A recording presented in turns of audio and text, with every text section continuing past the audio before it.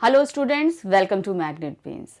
जैसे कि हम अपनी बुक पढ़ रहे हैं संक्षिप्त बुद्ध चरित्र, तो उसमें हमने आपको अभी तक बता दिया है कि किस तरीके से भगवान बुद्ध ने दीक्षा ली और उस दीक्षा को दान करने के लिए वो काशी गए।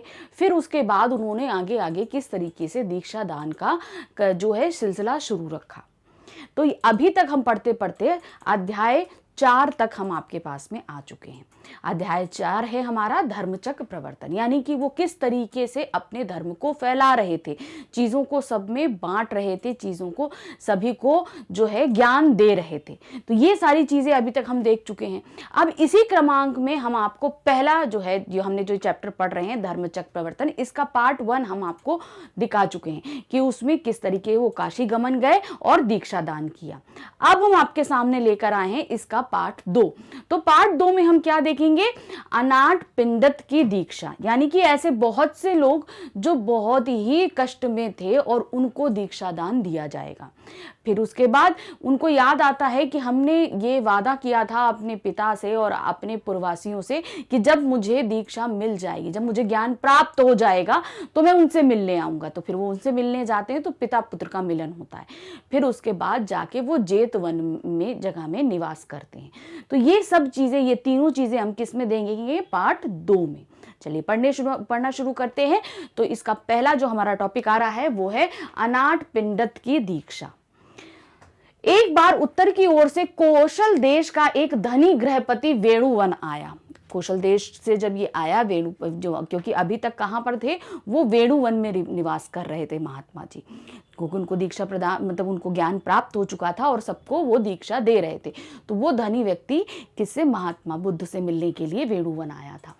गरीबों को दान देना उसका स्वभाव था, इसलिए वह सुदत्त नाम से प्रसिद्ध था, यानी कि गरीब व्यक्तियों की मदद करना, दान देना, क्योंकि धनी था वो, तो वो सबको दान देता था।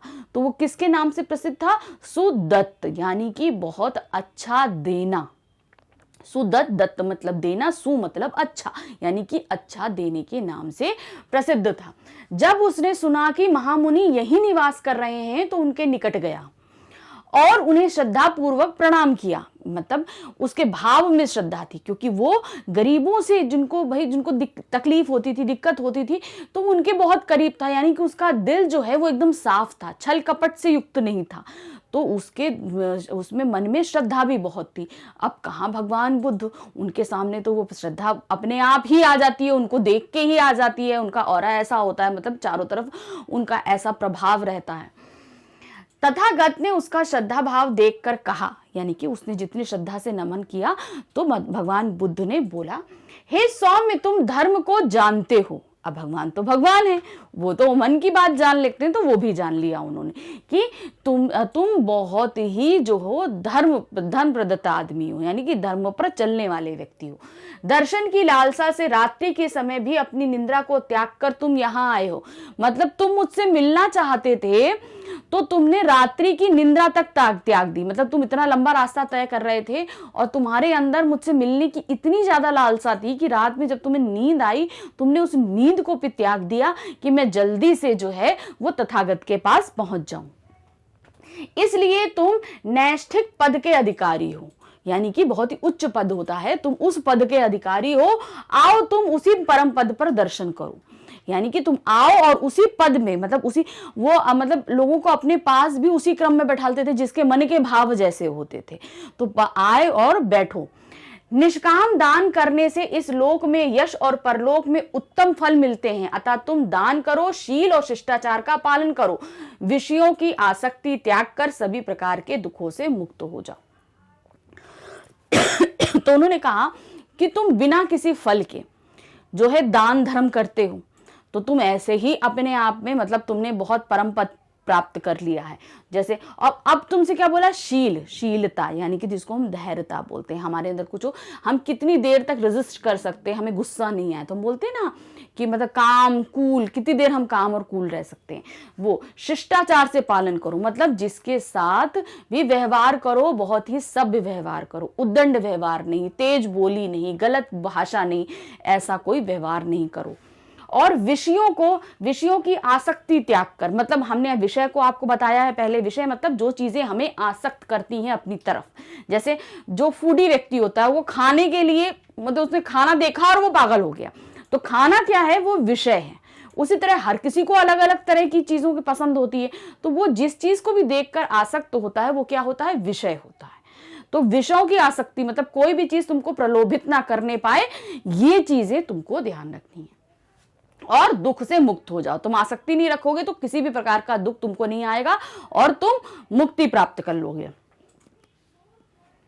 महामुनि की उपदेश सुनकर सुदत्त गृहस्थ होते हुए भी तत्व ज्ञान प्राप्त कर सका और जीवन मुक्त हो गया, क्योंकि तत्व बोध के लिए वनवास करना आवश्यक नहीं है। तो यहाँ पे क्या बोला कि जो सुदत्त था वो गृहस्थ था, मतलब शादीशुदा था, गृहस्थ जीवन व्यतीत कर रहा था अपनी पत्नी के साथ में, अपने बच्चों के साथ में। तो यहाँ पे क्या था, वो गृहस्थ होते हुए भी उसने सारे तत्वज्ञान भगवान बुद्ध से ले लिए और वो क्या हुआ, मुक्त हो गया, जीवन से मुक्त हो गया। मतलब आपको, मतलब गृहस्थ होते हुए भी उसने सही चीजों को जान लिया और वनवास करना आवश्यक नहीं है। मतलब तत्व ज्ञान लेने के लिए हमें वनवास करना आवश्यक नहीं, कि मतलब हम सब कुछ त्याग दें और वन में आके वास करने लगे, ये कोई आवश्यक नहीं है।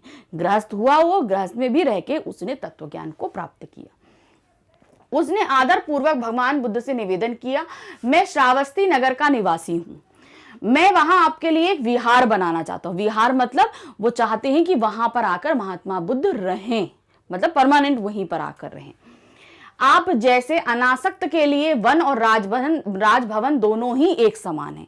मतलब आसक्त मतलब हम किसी की कोई भी चीज हमारी कमजोरी नहीं है, हमको कोई भी जगह मिल जाए हम वहां रह लेंगे, कहीं भी मिल जाए हम वहीं सो जाएंगे। तो वही बोलता है कि आपके लिए वन यानी कि जंगल और राजभवन दोनों एक जैसे हैं।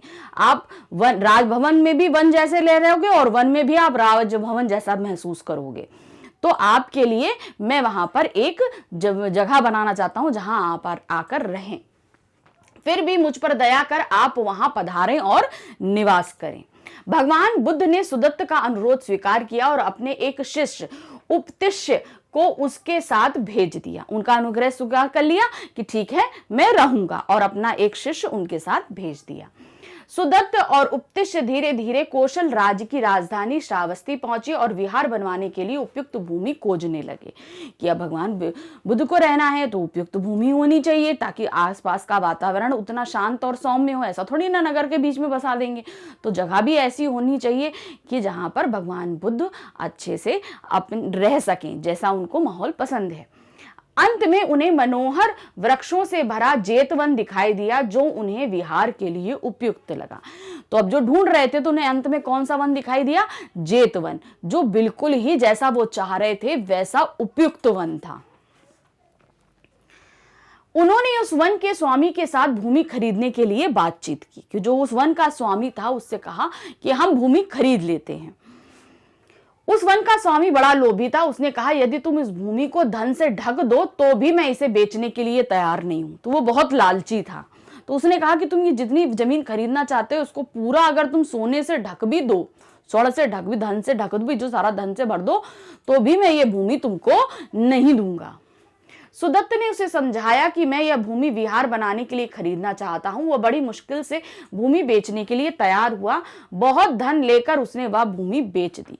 तो सुदत्त ने उसे बड़ा समझाया कि भाई हम यहाँ पर किसका विहार बनाना चाहते हैं, जैसा भी उसको समझा बुझा के वो तैयार हुआ, लेकिन उसके बदले में उसने बहुत ज्यादा धन लिया और सुदत्त ने दिया और भूमि खरीद ली। जब सुदत्त ने उदारता पूर्वक इस भूमि के लिए प्रसूत धनराशि प्रदान की तो वन के स्वामी जेत का मन भी बदल गया।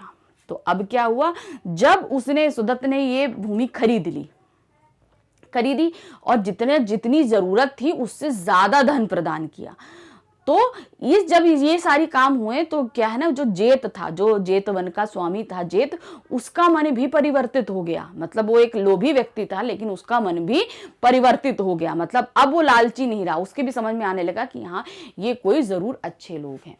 उसके हृदय में भगवान बुद्ध के प्रति अनुराग उत्पन्न हो गया, मतलब भगवान बुद्ध के लिए उसके मन में प्यार उत्पन्न हो गया। इसलिए उसने शेष वन भी तथागत के विहार के लिए दे दिया। तो अब जितनी जमीन खरीदी गई थी उसके अलावा भी जितना वन बचा था उसने सारा वन भगवान बुद्ध के रहने के लिए दान में दे दिया कि अब मैं ये आपको देता हूं, उसके बदले में कोई पैसा नहीं लूंगा। सुदत्त ने विहार निर्माण का कार्य उपतिष्य की देखभाल में प्रारंभ कर दिया। धीरे धीरे विशाल विहार बनकर तैयार हो गया। तो इस तरीके से वहां पर विहार बनना शुरू हो गया और धीरे धीरे वहां पर बहुत ही बड़ा और सुंदर विशाल जो है विहार तैयार हो गया। अब क्या हमारे पास नेक्स्ट शुरू हो रहा है, पिता और पुत्र का मिलन। अब उन्होंने जब वहां से निकले थे तो उन्होंने महल की तरफ देख के क्या बोला था कि मैं आऊंगा जब मुझे पूरी तरीके से मोक्ष प्राप्ति का ज्ञान प्राप्त हो जाएगा, तो मैं यहाँ पर फिर से आऊंगा कपिलवस्तु, और नहीं तो मैं मरना पसंद करूंगा लेकिन कपिलवस्तु वापस नहीं आऊंगा। ये चीज भगवान बुद्ध ने जिस रात वहां से निकले थे, ये बात आखिरी बार मुड़ के कपिलवस्तु की तरफ देखकर ये चीज बोली थी। तो अब उनको वो बात याद आती है। तो हमारा क्या टॉपिक है, पिता पुत्र का मिलन। भगवान बुद्ध के ज्ञान से प्रभावित होकर अन्य दर्शनों के आचार्य भी उनके शिष्य बन गए।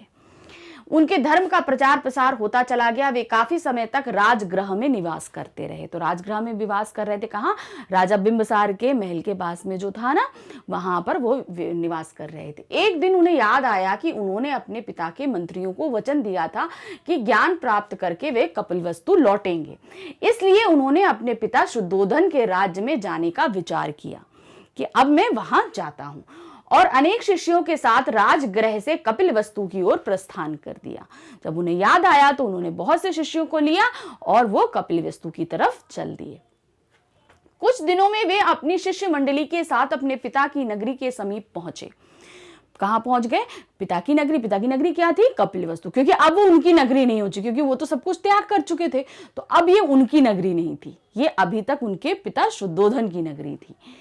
पहुंचे और वहीं ठहर गए। शुद्धोधन के पुरोहित और आमात्यों मतलब मंत्रियों ने जब अपने गुप्तचरों से यह सूचना मिली कि कुमार सिद्धार्थ बुद्ध बनकर नगर के समीप आए हैं, तो उन्होंने उसकी सूचना राजा को दी।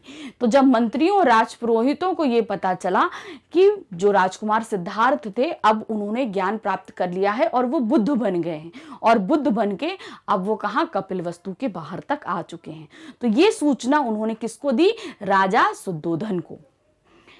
राजा अपने पुत्र के आगमन का समाचार सुनकर प्रसन्न हो गए। वो बहुत ज्यादा प्रसन्न हो गए कि भाई जब वो बिछड़े थे तो कितने दुखी हुए थे, अब मेरा पुत्र वापस आया है, तो वो बहुत खुश हो गए थे। अनेक पुरवासियों के साथ वे अपने पुत्र से मिलने के लिए चल पड़े। तो अपने बहुत सारे जो नगरवासी हैं, क्योंकि नगरवासी भी बहुत रोए थे जब वो त्याग कर गए थे, तो वो अपने बहुत सारे नगरवासियों के साथ कहां चल पड़े, सिद्धार्थ यानी कि महात्मा बुद्ध से मिलने के लिए। उनके लिए तो सिद्धार्थ थे क्योंकि अभी तक उन्होंने देखा नहीं था, मगर अब तो वो महात्मा बुद्ध बन चुके थे, तो अब वो उनसे मिलने के लिए पहुंच चुके। उनकी आंखों से आनंद के आंसू टपक रहे थे, मतलब अब सब खुशी से रो रहे थे। पहले जब सिद्धार्थ गए थे तो सब दुख से रो रहे थे कि हमको छोड़ के जा रहे हैं, अब वो मिलने आए हैं तो सब बहुत खुश हो गए हैं और बहुत खुश होकर रो रहे हैं। राजा ने दूर से ही देखा अनेक शिष्यों के बीच परित्याजक द्वेष में उनका पुत्र विराजमान है, तो वे एक रथ से उतर गए और पैदल ही उसके पास पहुंचे। राजा ने दूर से ही देख लिया बहुत सारे शिष्यों के बीच में उनका पुत्र परित्याजक, मतलब उसने सब कुछ त्यागा था, तो वो बैठा हुआ है। जब उनको देखा तो वो तुरंत ही रथ से उतर गए और पैदल ही उनके पास पहुंचे, मतलब रथ को अपने वहां तक नहीं ले गए, उसके बहुत पहले ही जैसे जहां पे उनकी दृष्टि पड़ी अपने पुत्र के ऊपर, वो वहीं से रथ से नीचे उतर गए थे। मुनि वेश में अपने पुत्र को देखकर राजा शुद्धोधन का मन विह्वल हो गया, उनकी वाणी अवरुद्ध हो गई। अब पुत्र को उन्होंने साध्वी रूप मतलब सन्यासी रूप में देख लिया था, मतलब कैसा काशाय वेश था उनका, एकदम उनका उन्होंने बाल अपने बढ़ा के बांधे हुए थे, सब कुछ जो वेश था वो एक सन्यासी का वेश था। तो ये देखते ही उनको बहुत तकलीफ हुई। विह्वल होता का मतलब है बहुत ज्यादा मन के अंदर उथल पुथल हो जाना, और इस तकलीफ के कारण उनकी वाणी जो है अवरुद्ध होने लगी, मतलब रुकने लगी। जब हमें बहुत ज्यादा तकलीफ होती है तो हम कुछ कह नहीं पाते। एक तो वो पहले से रो रहे थे पुत्र के मिलने की खुशी में, अब उन्होंने जब बेटे को देख लिया तो अब उन्हें तकलीफ हो गई, तो मन में उथल पुथल बहुत ज्यादा तकलीफ शुरू हो गई, और उसके कारण इनकी वाणी जो है अवरुद्ध हो गई, वो रुक गई, वो नहीं बोल पा रहे थे। विस्मय में पड़कर वे ना तो उन्हें पुत्र कह रहे थे और ना ही भिक्षुक। अब वो समझ में नहीं आ रहे कि ये मेरा पुत्र है या भिक्षुक भिक्षुक, मैं क्या कहूं इसको। ये एक सबसे बड़ा असमंजस का माहौल वहां पर था कि क्या कहा जाए। भाई एक पिता पुत्र से मिलने आया है लेकिन सामने तो एक भिक्षुक बैठा है। अब उनको समझ में नहीं आ रहा कि मैं इसको अपना पुत्र बोलूं या भिक्षुक बोलूं। अपने आप को राजस्वी वस्त्रालंकारों से विभूषित और पुत्र को भिक्षु वेश में देखकर उनकी आंखों में आंसुओं की धारा बह चली, किंतु ममता और स्नेह से रहित अपने पुत्र को देखकर राजा को वैसी ही निराशा हुई जैसे कि किसी प्यासे को सूखा तालाब देखकर होती है। तो अब क्या था, उन्होंने देखा कि मैं तो राजसी वस्त्रों और आभूषणों से अलंकृत हूं, मतलब मैंने राजसी वस्त्र और आभूषण पहने हुए हैं, मैं सजा हुआ हूं और मेरा पुत्र एकदम सन्यासी के भेष में है। तो उन्हें बहुत तकलीफ हुई। अब उन्होंने ये देखा कि ममता और स्नेह से रहित है, मतलब उसके अंदर न ममता बची है न स्नेह बचा है, कुछ भी नहीं बचा, वो सिर्फ एक सन्यासी है। तो अब पिता जो है पुत्र के पास आया क्यों था, क्योंकि उनके मन में स्नेह था। अब वो सोच रहे थे मैं जब पुत्र से मिलूंगा तो मुझे भी स्नेह मिलेगा, लेकिन यहाँ तो उनके मन के अंदर कुछ भी नहीं था, वो बस मिलने आए थे। उनके मन के अंदर पिता जैसा प्यार नहीं था। तो अब उनकी वही स्थिति थी कि यहाँ पर वो खुशी खुशी अपने पुत्र से मिलने आए थे, लेकिन उन्हें बड़ी निराशा हुई। वैसी निराशा कि अगर कोई बहुत ही प्यासा व्यक्ति हो और कहीं पहुंच जाए कि हाँ चलो यहाँ पास में तालाब में पानी पियेंगे, और जब हम पहुंचे तो वहां तालाब की एकदम सूखा तालाब पड़ा, हमें एक बूंद पानी पीने को ना मिले। तो जैसी निराशा हमें उस वक्त होगी, वैसी ही निराशा राजा शुद्धोधन को महात्मा बुद्ध से मिलकर हो रही थी। राजा ने अपने पुत्र को देखा, परंतु पुत्र दर्शन का सुख उन्हें नहीं मिला। मतलब वो अपने पुत्र से मिलने गए लेकिन उनको पुत्र दर्शन का सुख नहीं मिला, अर्थात वहां पे उनका पुत्र सिद्धार्थ नहीं था। वो सिद्धार्थ नहीं था, वो कौन था, महात्मा बुद्ध था। उसके अंदर किसी भी तरह की पुत्र या पिता के रिलेटेड कोई भी फीलिंग नहीं थी। राजा शुद्धोधन सोचने लगे थे, वह महात्मा मानधाता की भांति संपूर्ण पृथ्वी का स्वामी होता तो क्यों भिक्षा मांगता फिरता है। तो अब मानधाता क्या थे, वो संपूर्ण जो है पृथ्वी है उन्होंने जीत ली थी। तो उन्होंने बोला कि अगर ये मानधाता की तरह ही संपूर्ण पृथ्वी का स्वामी हो गया है तो ये भिक्षा क्यों मांग रहा है, जो स्वामी है वो भिक्षा क्यों मांगेगा, तो ये भिक्षा क्यों मांगता है। कैसी विडंबना है, जो मेघ के समान धैर्यवान है, सूर्य के समान प्रतापी है और चंद्रमा के समान कांतिमान है, वह भिक्षा मांग रहा है। तो अब इन्होंने बड़े बड़ी से इनकी समानता की कि मतलब जो हमारे महात्मा बुद्ध हैं वो मेघ के समान धैर्यवान है, मतलब उनके अंदर धीरज कैसा है, जैसे बादलों के अंदर होता है। प्रताप कैसा है, जैसा सूरज का प्रताप है। चंद्रमा के समान कांति, यानी कि जो उसकी कांति है जो बहुत ही सुख प्रदान करती है, उनकी कांति कैसी है, चंद्रमा के समान है।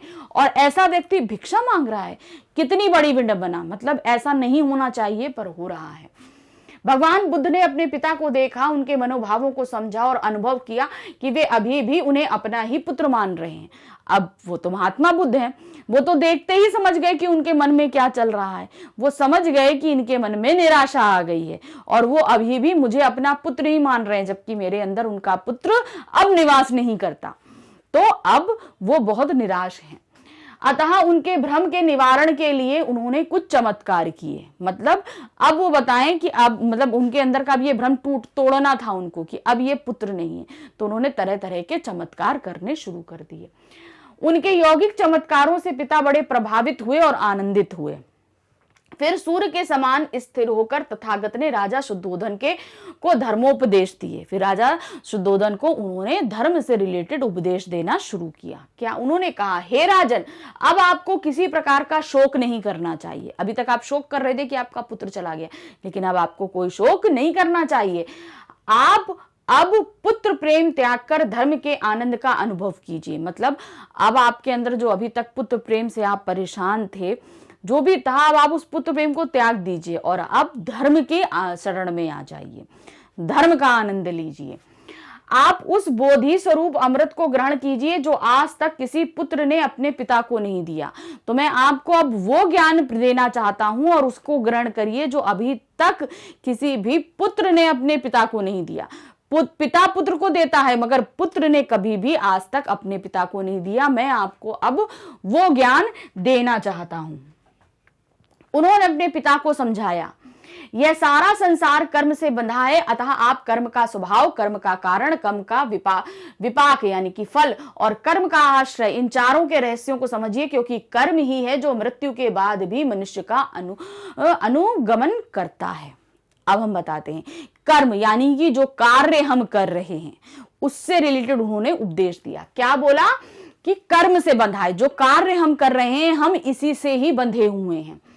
अतः आप कर्म का स्वभाव और कर्म का कारण और कर्म का फल और कर्म का आश्रय, मतलब हम कर्म क्यों कर रहे हैं, इस कर्म का क्या स्वभाव है, मतलब ये अच्छा है या बुरा है, इसको करने से क्या फल प्राप्त होगा, ठीक है, और ये क्या वजह से हो रहा है, आश्रय मतलब किस वजह से हो रहा है। इन चारों रहस्यों को समझिए। इन जो भी कार्य हम करते हैं हमें हमेशा इन 4 प्रश्नों को उनके सामने खड़ा करना चाहिए, और जब हम इनको समझ लेंगे कि इसका क्या मतलब है, हमें समझना है, पहले तो चीज हमको समझना है, क्योंकि इस पृथ्वी पर हमारा बार बार जन्म, अनुगमन यानी कि दिया है इन्होंने कि मनुष्य का अनुगमन, जो मृत्यु के बाद भी मनुष्य का अनुगमन करता है, यानी कि मृत्यु के बाद भी हमारा जो आगे का पथ है वो क्या निर्धारित करता है, कर्म निर्धारित करता है। कर्म गलत है तो मृत्यु के बाद हमें हमेशा गलत जगह मिलेगी, और अगर मृत्यु के बाद कर्म अच्छे हैं तो हमें हमेशा जगह अच्छी मिलेगी। आप इस सारे जगत को जलता हुआ समझकर उस पथ की खोज कीजिए जो शांत है। हमें वो रास्ता खोजना है जहां शांति प्राप्त हो, और ध्रुव है जहां ना जन्म है, ना मृत्यु है, ना श्रम है और ना दुख है। हमें ऐसी जगह को प्राप्त करना है।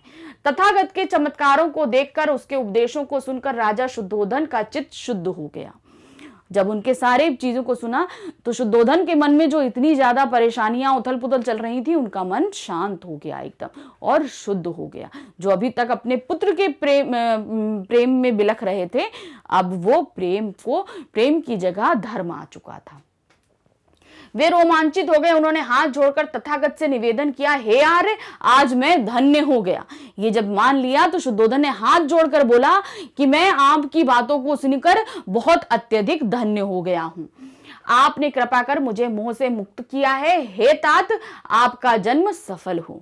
तो उन्होंने बोला कि आपने मुझे सही ज्ञान दिया है, मैं चाहता हूं कि आप तो पिता हैं, आशीर्वाद तो निकलेगा ही भाई। उन्होंने बोला आप हमेशा सफल हो, हम बस यही चाहते हैं।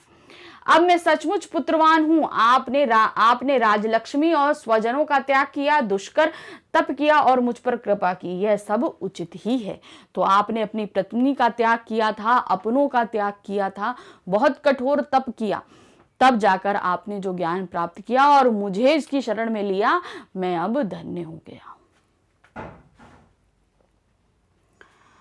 आप चक्रवर्ती राजा होकर भी हम सब लोगों को उतना सुख नहीं दे सकते थे जितना आप आज दे रहे हैं। तो मतलब आप एक चक्रवर्ती राजा होकर हमें उतना सब चीजें नहीं दे पाते जितना आज हमें ज्ञान दे रहे हैं, क्योंकि हम शारीरिक सुख तो प्राप्त कर लेते हैं आपके चक्रवर्ती राजा बनने पे, लेकिन जो हमें आध्यात्मिक और अंतरात्मा से जो हमें सुख प्राप्त हुआ है वो सिर्फ आप इसी रूप में हमको दे सकते थे। आपने अपने ज्ञान और सिद्धियों से भव चक्र को जीत लिया है। बिना राज्य के ही आप संपूर्ण लोगों के सम्राट की भांति सुशोभित हैं। ये कहकर राजा ने भगवान बुद्ध का सादर प्रणाम किया। तो उन्होंने बोला आपने किसी पर भी युद्ध नहीं किया, मगर आपने संपूर्ण ब्रह्मांड को जीत लिया है। और इतना कहकर उन्होंने बहुत ही भाव के साथ तथागत के आगे प्रणाम किए। भगवान बुद्ध के योग, ऐश्वर्य तथा उनके पिता द्वारा किए गए सत्कार को देखकर अनेक लोगों ने घर छोड़ने का निश्चय कर लिया। अब शुद्धोधन ने जिस तरीके से सत्कार किया तो बहुत लोगों ने मन बना लिया कि अब हम घर छोड़कर भगवान बुद्ध के साथ चल देंगे। अनेक राजकुमार निर्वाण धर्म का उपदेश सुनकर विरक्त हो गए। मतलब बहुत सारे राजकुमारों ने क्या किया, जो है राजधर्म त्याग दिया और निर्वाण के पथ पर चल पड़े। आनंद, नद, क्रमिल, अनिरुद्ध, कुड, धान्य ने उनसे दीक्षा ग्रहण की। तो ये सब कौन है? ये राजकुमारों के नाम हैं जिन्होंने उस समय जो है पद का त्याग किया था और जो है वो दीक्षा ले ली थी, उनसे निर्माण के मार्ग पर चल गए और ग्रह त्याग किया। तथागत की शिक्षा से देवदत्त तथा गुरुपुत्र उदाई ने भी यही किया। अब जो गुरु के जो पुत्र थे, वहां पे जो राजपुरोहित थे, उन उदायन ने भी क्या किया था, वहां ग्रह त्याग कर लिया और भगवान बुद्ध के साथ चल दिए। अत्रिनंदन उपाली ने भी दीक्षा ग्रहण की। राजा शुद्धोधन ने भी अपना राजभार अपने भाइयों को सौंप दिया और स्वयं राजर्षियों की तरह रहने लगे। और अंत में क्या किया, राजा शुद्धोधन ने भी अपना सारा राजभार अपने भाइयों को दिया और खुद गृह त्याग कर दिया। इसके बाद राजपुत्र सर्वार्थ सिद्ध यानी कि सिद्धार्थ ने अपना लक्ष्य सिद्ध करके अपने दीक्षित शिष्यों तथा पुरावासियों के साथ नगर में प्रवेश किया। अब उनके जितने भी शिष्य थे, सब कुछ थे, तो उनके साथ उन्होंने कहां पर प्रवेश किया, जो है राज्य के अंदर। अश्रु बहाते हुए पुरावासियों ने पुष्प वर्षा करके उनका स्वागत किया। जितने भी लोग थे सब रो रहे थे और फूलों की वर्षा कर रहे थे। यह समाचार सुनकर राजभवन की स्त्रियां द्वारों और वातायनों की ओर दौड़ी। वातायनों मतलब गलियों की तरफ, मैदानों की तरफ दौड़ पड़ी। काशाय वस्त्रधारी होने पर भी उन्हें संध्याकालीन बादलों के आधे ढके सूरज के समान चमकते देखकर स्त्रियां रोने लगी। तो वो कैसे हो रहे थे, जैसे कि सूरज के ऊपर बादल ढकाते हैं ना, हल्के से आधे सूरज के ऊपर बादल आ जाए, तो उस तरीके से वो प्रतीत हो रहे थे। स्त्रियां रोने लगी। विह्वल होकर उन्होंने भगवान को प्रणाम किया। मतलब बहुत ज्यादा इनके स्वरूप को, भाई उन्होंने सिद्धार्थ को देखा था इतने सुंदर, इतना रंग बिरंगे वस्त्रों में, राष्ट्रीय वस्त्रों में आभूषणों ग्रहण किए हुए देखा था, और अब उन्हें कैसे देख रहे थे, काशाय वस्त्रहानी पे। तो वो मन से बहुत ज्यादा विचलित थी और इस रूप में देखकर वो उनको रो रही थी।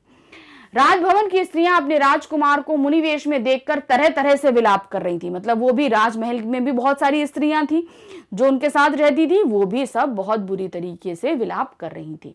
पत्नी यशोधरा भी उन्हें देखकर अत्यंत शोक विह्वल हो गई, किंतु बुद्ध को ना तो पत्नी का प्रेम विचलित कर सका और ना ही पुत्र राहुल का। तो यहाँ पर सिद्धार्थ को कोई भी विचलित नहीं कर पाया, ना पत्नी प्रेम और ना ही पुत्र प्रेम। भगवान बुद्ध अनासक्त भाव से भिक्षा मांगते हुए चलते रहे और शांति पूर्वक धीरे धीरे नयगोध वन जा पहुंचे। अब ये दूसरे, मतलब भिक्षा मांगते गए, अपने राज्य से निकले और भिक्षा मांगते हुए जा रहे थे, और जाते जाते कहां पहुंचे, नयगोध वन में। वे संसार के जीवों के कल्याण के लिए चिंतन करने लगे। अब संसार के जो जीव हैं, सिर्फ मनुष्य ही नहीं, और भी बहुत से जीव हैं, पशु पक्षी, ये भी तो सब जीव हैं, तो इन सब के कल्याण के लिए वो चिंतन करने लगे कि इन सब का कल्याण मैं कैसे कर सकता हूं। अब हमारा टॉपिक क्या शुरू हो रहा है, जेतवन। हमने देख लिया पिता पुत्र का मिलन हो गया और किस तरीके से महाराजा शुद्धोधन ने भी अपना राज त्याग दिया और सिद्धार्थ के साथ चल पड़े। अब कहां उनको आना था, जेतवन में। याद है, उनका विहार तैयार किया जा रहा था, जहां पे जो है सुदत्त और उतिशय जो है वहां पर जो है विहार तैयार कर रहे थे। अब क्या हुआ, कपिल वस्तु से कुछ दिन रहने तथा अनेक व्यक्तियों को दीक्षित करने के बाद भगवान बुद्ध ने प्रसेनजित के राज कौशल देश की ओर प्रस्थान किया। अब प्रसेनजित के राज्य यानी कौशल देश की तरफ वो चल पड़े थे। श्रावस्ती पहुंचकर वे जेतवन पहुंचे तो अनेक श्वेत भवनों और अशोक वृक्षों से सुसज्जित था। अब वो कहां पहुंचे, देखिए ये कौशल देश से कहां आए, श्रावस्ती पहुंचे। श्रावस्ती में जेतवन पहुंचे। जेतवन में वहां पर बहुत सारे श्वेत यानी कि सफेद जो है भवन थे और अशोक के वृक्ष थे, जो बहुत ही सुंदरता से जेतवन सजा हुआ था। स्वर्ण और श्वेत मालाओं से अलंकृत जल कलश लेकर सुदत्त ने तथागत की पूजा की और जेतवन उनको समर्पित कर दिया। यानी कि सुदत्त ने उनका जो है पूजा अर्चना की और पूरा जेतवन उनको समर्पित कर दिया कि अब ये आपके रहने के लिए है। तथागत के आगमन का समाचार सुनकर कौशल नरेश प्रसेनजीत उनके दर्शनों के लिए जेतवन आए। उन्होंने भगवान को श्रद्धापूर्वक नमस्कार किया और निवेदन किया, हे मुने, कौशल वासियों का यह परम सौभाग्य है कि आप यहाँ पर पधारे हैं। तो उन्होंने, राजा ने, प्रसेनजीत ने आकर क्या बोला कि आप यहाँ पर पधारे हैं, ये कौशल देश के वासियों के लिए बहुत ही सौभाग्य की बात है। जैसे पुष्पों की संगति से वायु सुगंधित हो जाती है, वैसे ही आपके निवास से यह वन पवित्र हो गया। जैसे यहाँ बहुत सारे पुष्प एक जगह इकट्ठे हो जाएं तो उनकी महक से कैसे हर जगह का वातावरण महक उठता है, उसी तरीके से भगवान बुद्ध के वहां आने से क्या हुआ है, ये वन पवित्र हो गया है। आप यहाँ सुखपूर्वक निवास करें और हम सब पर अनुग्रह करें। आप यहाँ पर बहुत ही आराम से निवास करें और हम सब पर अपनी कृपा दृष्टि बनाए रखिए, ताकि हम आपकी जो छत्र छाया है उसमें हम जीवित अच्छे से रह सके। प्रसेनजीत की प्रार्थना सुनकर भगवान बुद्ध ने उनसे कहा, अब जब प्रसेनजीत ने ये प्रार्थना करी तो भगवान बुद्ध ने क्या कहा, हे राजश्री, आपकी बुद्धि स्थिर है तभी साधुओं में आपकी श्रद्धा है। यदि आप उज्जवल यश की कामना करते हैं तो धर्म पूर्वक प्रजा का पालन कीजिए, जनता को कभी उत्पीड़ित ना कीजिए, पापियों की संगति त्याग कर सुमार्ग का अनुसरण कीजिए। तो उन्होंने बोला कि आपकी बुद्धि स्थिर है, इसीलिए आप साधुओं का स्वागत करते हैं। हम आपसे सिर्फ इतना कहते हैं कि आप अपने राज्य का कार्य बहुत ही अच्छे ढंग से करिए, ताकि जहां पर किसी को भी किसी तरह का जो है दुख ना हो। आप सतमार्ग पर चलकर अपने राज्य का जो है भरण पोषण कीजिए और पापियों की संगति बिल्कुल भी मत लीजिए। तथागत ने प्रसेनजीत को अनेक उपदेश दिए और उन्हें अज्ञान के अंधकार से मुक्त किया। यानी कि जो भी उसके मन में अंधकार था वो कैसे हुआ, वो तथागत के उपदेशों से दूर हो गया। भगवान बुद्ध के उपदेशों से प्रसेनजीत को धर्म तत्व का बोध हुआ और उन्होंने श्रद्धा पूर्वक उनसे दीक्षा ग्रहण की। तो यहाँ पर क्या हुआ, प्रसेनजीत ने भी भगवान बुद्ध से दीक्षा ग्रहण कर ली। अब देखिए किस तरीके से वो अपनी दीक्षा देते जा रहे हैं सब पर। प्रसेनजीत को दीक्षित हुआ देखकर कुछ तीर्थक साधुओं ने राजा के तत्व बोध पर शंका व्यक्त की। अब प्रसेनजीत एक राजा था, वो दीक्षित हो गया, तो कुछ साधुओं को शंका हुई, मतलब डाउट हुआ कि और बुद्ध के उपदेशों को चुनौती दी। अब उन्होंने डाउट हुआ कि ये आदमी सही भी है कि नहीं, मतलब महात्मा बुद्ध सही भी है कि नहीं। तो उन्होंने क्या किया, उनके उपदेशों को चुनौती दे दी। इस पर राजा ने तथागत से प्रार्थना की कि वे शंका का समाधान करें। तो राजा ने फिर क्या किया कि कृपा करके आप दया कीजिए और इन साधुओं के अंदर जितनी भी शंका है इसका निवारण कीजिए, क्योंकि अब वो भगवान बुद्ध पर प्रश्न उठा रहे थे, उनकी शिक्षा पर प्रश्न उठा रहे थे। तो उन्होंने यही बोला कि आप कृपा करके इनकी जितने भी डाउट्स हैं उनका निवारण कीजिए। राजा प्रसेनजीत की प्रार्थना सुनकर तथागत ने साधुओं की शंकाओं का समाधान कर दिया। उनके अंदर जितनी भी शंकाएं थी उन सभी का समाधान किया। सभी साधुओं ने प्रणाम किया, दीक्षा ग्रहण की और कौशल से तथागत राजगृह आ गए। अब क्या हुआ, कौशल से तथागत कहाँ आ गए, राजगृह, जहां से वो कपिलवस्तु के लिए चले थे ना, कपिलवस्तु आए थे। कपिलवस्तु से फिर वो कौशल देश आए थे, जहां पर जेतवन में आए थे। अब फिर जेतवन से ये कहाँ जा रहे हैं, राजगृह जा रहे हैं। उन्होंने वहां ज्योतिषिक, जीवक, शूर, श्रोण, अंगत आदि को उपदेश दिए और उन्हें अपने संघ से दीक्षित किया। तो अब जो जो रास्ते में मिलते जा रहे थे सभी को वो दीक्षा प्रदान करते जा रहे थे। राजगृह से तथागत गांधार देश गए। आप कहाँ गए, गांधार देश चले गए। वहां पुष्कर नाम का राजा राज करता था। पुष्कर ने भगवान से ज्ञान प्राप्त किया। अब उसने भी दीक्षा प्रदान कर ली। गांधार का जो राजा था पुष्कर, उसने भी ज्ञान प्राप्त कर लिया। परिणाम स्वरूप उसने वैराग्य भाव का उदय हुआ। उसका क्या हुआ, उसने परिणाम स्वरूप जब उसने ज्ञान प्राप्त किया तो उसका भी मन वैराग्य को कर गया कि अब हम भी सब कुछ छोड़ के जो है सन्यासी बन जाएंगे। उसने अपना राजपाट त्याग दिया, सन्यास ग्रहण कर लिया। उसे भी राजपाट त्याग के क्या कर लिया, सन्यास ग्रहण कर लिया। गांधार देश से वे विपुल पर्वत पर आए और वहां हेमवंत और साताग्रह नाम के यक्षों को उपदेश दिया। अब यहाँ पर यक्षों को भी उन्होंने उपदेश दिया। कहाँ दिया, देखिए गांधार देश से विपुल पर्वत आए थे, वहां पर यक्षों को भी उन्होंने बौद्ध धर्म की शिक्षा प्रदान करी। वहां से वे जीवक के आम्र बन गए। अब जीवक, अब देखिए जगह जगह जा रहे हैं, नाम आ रहे हैं, इनको ध्यान रखिएगा। जीवक के आम्र बन आए और विश्राम किया। अब वहां पे भाई इतना करने के बाद भाई कुछ विश्राम भी तो चाहिए होता है, तो आम्र बन आकर उन्होंने विश्राम किया। वहां से अनेक प्रमुख नगरों का भ्रमण करते हुए आपण नगर आए। अब वहां से जब वो चले तो अलग अलग नगरों का भ्रमण करते हुए कहां पहुंच गए, वो आपण नगर पहुंच गए। वहीं क्रूर कर्मों में लगे अंगुलीमार को अपने धर्म से दीक्षित किया। आपाणवन में याद है, हम लोगों ने बहुत पहले से पढ़ी है। अंगुलीमार एक डाकू था जो लोगों को लूटता था और उंगली काट कर उनकी मालाएं बना लेता था, तो उसको भी इन्होंने दीक्षित किया था और उसे दया तथा मित्रता के नए धर्म को स्वीकार किया। इसके बाद वे वाराणसी गए, जहां असित मुनि के भांजे कात्यायन निवास करते थे। असित मुनि वही जिन्होंने उन्हें मोक्ष की प्राप्ति के लिए जो रास्ता बताया था। जब ये दीक्षित हुए थे तब तक असित मुनि का देहावसान हो चुका था। तो अब ये कहाँ गए, उनके भांजे कात्यायन निवास करते थे। मृत्यु से पहले असित मुनि उन्हें बुद्ध के विषय में बता चुके थे कि मतलब कैसे इनको बुद्धत्व की प्राप्ति होगी। अतः कात्यायन ने भगवान बुद्ध के वहां आने पर सादर उनसे दीक्षा ग्रहण कर ली, कि उनसे दीक्षा ग्रहण कर, जैसे वो आए उनसे दीक्षा प्राप्त कर ली। इस प्रकार धीरे धीरे भगवान बुद्ध का यश चारों दिशाओं में छा गया। इससे देवदत्त को बहुत ईर्ष्या हुई। देवदत्त बहुत ईर्ष्यित हुआ। ईर्ष्या के कारण वह ध्यान और संयम खो बैठा और अनेक अनुचित कार्य करने लगा। ऐसे कार्य करने लगा जो सही नहीं थे। उसने पहले संघ में मतभेद खड़े कर दिए, यानी कि जो जितने भी आसपास के राज्य थे उन सभी में मतभेद, आपस में ही लड़ाई झगड़े शुरू कर दिए। कुचक्र चलाया, मतलब चालाकी का राज्य चलाया, परंतु इसमें सफलता नहीं मिली तो उसने तथागत को समाप्त करना चाहा। अब जब इन सब में भी उसको सफलता नहीं मिली, मतलब संघ में फूट नहीं पड़ी, कुचक्र राज भी नहीं चल पाया, तो उसने महात्मा बुद्ध को मारने की चेष्टा करी। जब तथागत ग्रहकूट पर्वत पर विराजमान थे तब देवदत्त ने उन पर एक शिलाखंड गिराया। अब वो वहां पर एक कौन से था आपका ग्रहकूट, ग्रहकूट में वो वहां पर विराजमान थे, बैठे हुए थे। तो एक बहुत बड़ा पत्थर जो है वो तथागत के ऊपर गिरा दिया, परंतु उससे भगवान को कोई भी क्षति नहीं पहुंची, मगर उससे प्रभु को किसी भी प्रकार की क्षति नहीं पहुंची और वो सही सलामत रहे। देवदत्त को संघ में मतभेद उत्पन्न करने में सफलता नहीं मिली और ना ही वह भगवान बुद्ध की हत्या कर पाया, मतलब वो जो भी कार्य कर रहा था उसमें सफल ही नहीं हो पा रहा था। जब भगवान राजगृह मार्ग से अपने शिष्यों के साथ जा रहे थे तो उसने उन पर एक मदमस्त हाथी छुड़वा दिया।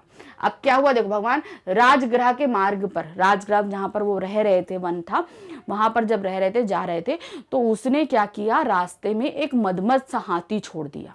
होता है ना हाथी एकदम एक टाइम ऐसा होता है कि वो बहुत ही किसी की नहीं सुनता, बहुत उग्र हो जाता है, तो उसको बोलते हैं मदमस्त हाथी। तो मतलब वो बहुत ज्यादा विनाश करता है, कुछ नहीं देखता सामने, सब जो आता है उसको मार देगा, जो चीज आएगी उसको उखाड़ देगा।